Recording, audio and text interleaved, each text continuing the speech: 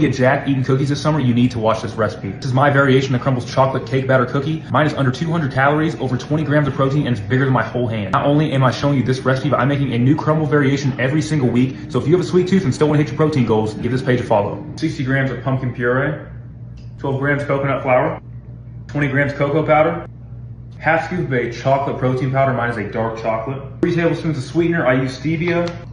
85 grams of plain non-fat Greek yogurt. 46 grams of egg whites, half teaspoon of baking powder, a half teaspoon of cake batter extract. Now start mixing that up. You might have to add a splash of almond milk. You don't want your dough to be too runny. You want it to be like this right here. So I'm not gonna add any almond milk to mine.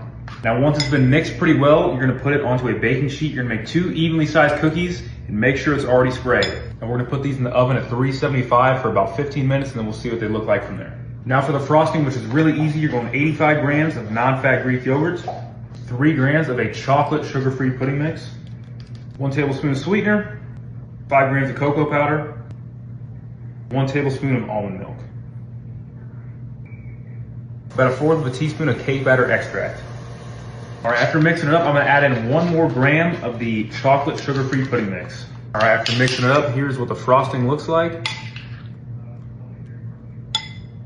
All right, here's what the cookies look like. I actually ended up baking them for 18 minutes, so it was 18 minutes at 375. After that, I let the cookies chill in the fridge for a little bit. After that, I add on the toppings, which would be the frosting, and then I take off a little bit of the sides of the cookies. You can see I take off some of the sides, and I sprinkle those on top, and I also put on some rainbow sprinkles. Overall, it took about 30 minutes. There's a good amount of ingredients, but less than 200 calories and about 20 grams of protein.